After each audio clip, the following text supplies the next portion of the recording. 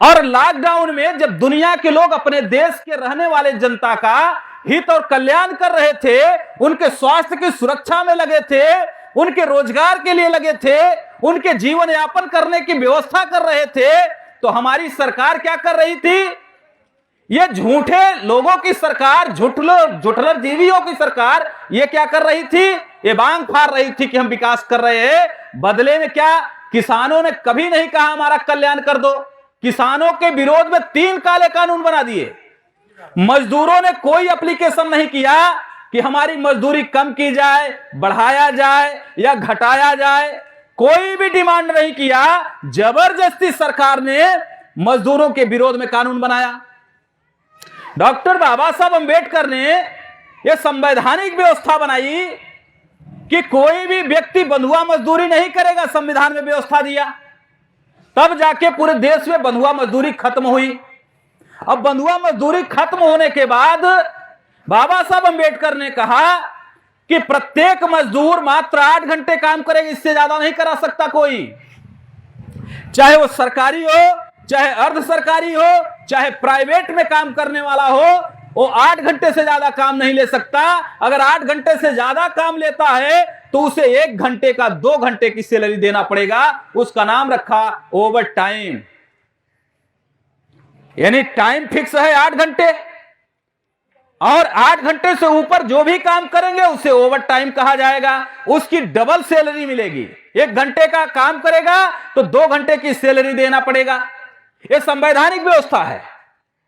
उसके बाद इस लॉकडाउन में सोचा कि मजदूर आंदोलन करने वाला नहीं है। पहले तो मजदूरों को भूख से मारने की योजना बनाई भारतीय जनता पार्टी ने। उसके बाद जब मजदूर भूख से मरने लगे तो कानून बना दिया, अब 8 घंटे की बजाय 12 घंटे काम करना होगा। अब प्रत्येक मजदूर, मैं इसलिए कह रहा हूं आपको, भारत में विपक्ष खत्म हो गया। एक भी राजनीतिक पार्टी भारत में नहीं है जो विपक्ष की भूमिका में हो। आपके मुद्दे पे पूरे देश में सदन बंद करने का काम कर रहे हो, आपके बीच में जागृत करने का काम कर रहे हो। एक भी पॉलिटिकल पार्टी नहीं है। इसलिए हम लोग ये बात कर रहे हैं आपसे। अब 8 घंटे की बजाय अगर 12 घंटे काम करते हैं तो 4 घंटे का 8 घंटे की सैलरी मिलती। यानी अगर 300 रुपए मानक रखते हैं, अगर 300 ही मानक रखते हैं तो 1 दिन का 4 घंटे का 8 घंटे का, यानी 300 रुपए में बनता है। 1 दिन का मजदूरों का नुकसान कितना होगा? 300। और 30 दिन का कितना होगा? 9,000। और 1 साल का कितना होगा?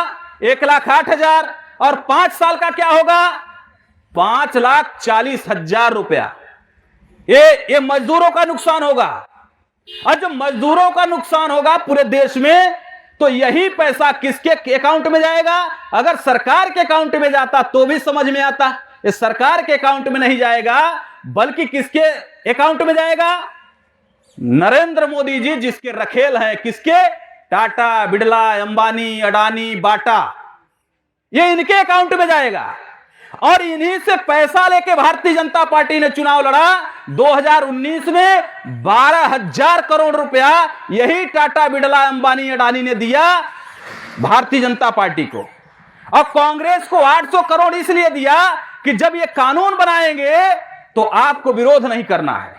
कांग्रेस ने कहीं विरोध किया मजदूरों के विरोध में कानून बना? तो इसलिए 800 करोड़ रुपया उसको दिया कि आपको विरोध में बोलना ही नहीं है। ये हमारे जनता को पता नहीं है कि ये घटना हुई है, इसलिए ये 800 करोड़ लिए न बोलने के लिए हमारे विरोध में कानून बन गया।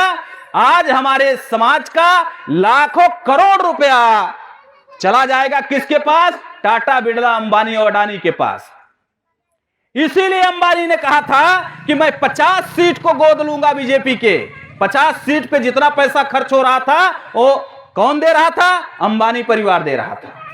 इसीलिए अंबानी का लॉकडाउन में सारे व्यापार ठप हो रहे थे, कम हो रहे थे, लेकिन इसका अंबानी का 6 गुना ज्यादा पूंजी बढ़ गई।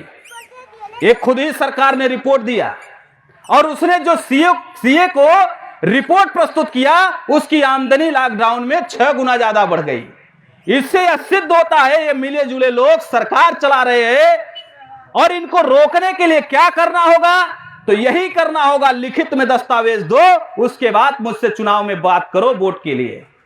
और भारतीय जनता पार्टी अगर कहती है तो कहो अभी सरकार है, 3 महीने के अंदर जो करना है करो, करो तो देखते हैं। और दूसरा, इन्होंने बकायदा स्टेटमेंट दिया कि सरकार रेवेन्यू कलेक्ट करेगी। पैसा कलेक्ट करने के लिए क्या साधन बनाया? कहा शराब के ठेके खोल दिए जाएंगे और स्कूल विद्यालय बंद कर दिए जाएंगे। शराब के ठेके इसलिए खोले जाएंगे, जिल्लत भरी जिंदगी जब जी रहा होता है व्यक्ति, पैसा नहीं होता तो टेंशन में भी पीता है और पीने लगेगा, और घर की प्रॉपर्टी बेच के पिएगा दारू। इसलिए उन्होंने प्लान बनाया, ठेका पहले खोलो और स्कूल बाद में खोलेंगे। स्कूल खोलने से क्या होगा? जब हमारे समाज के बच्चे पढ़ेंगे तो ज्ञानवान बनेंगे, बुद्धिमान बनेंगे, और जब ये आएंगे झूठ बोलने वाले लोग, उनसे कहेंगे हे क्या बोल रहे हो, हम भी जानते हैं। इसी बात के लिए डॉक्टर राहत इंदौरी साहब कहते हैं, जैसे वो जानते थे कि बीजेपी और कांग्रेस के लोग यही करते हैं, इसलिए उन्होंने एक शेर कहा, झूठों ने झूठों से कहा है सच बोलना है, सरकारी ऐलान हुआ है। झूठों ने झूठों से कहा है सच बोलना है, सरकारी ऐलान हुआ है। घर के अंदर झूठों की मंडी है और बाहर लिखा है बीजेपी के बोर्ड पे सच बोलो।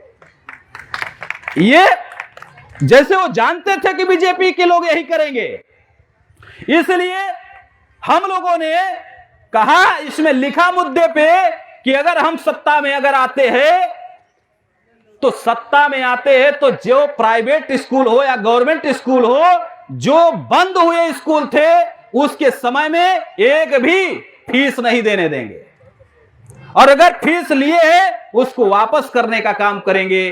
तो यह भी मुद्दा हम लोगों ने रखा। और दूसरा मुद्दा रखा कि राष्ट्रपति का बच्चा हो, चपरासी का बच्चा हो, मजदूर का बच्चा हो, किसान का बच्चा हो, सभी के रेस लाइन एक होनी चाहिए, एक ही स्कूल में पढ़ने चाहिए।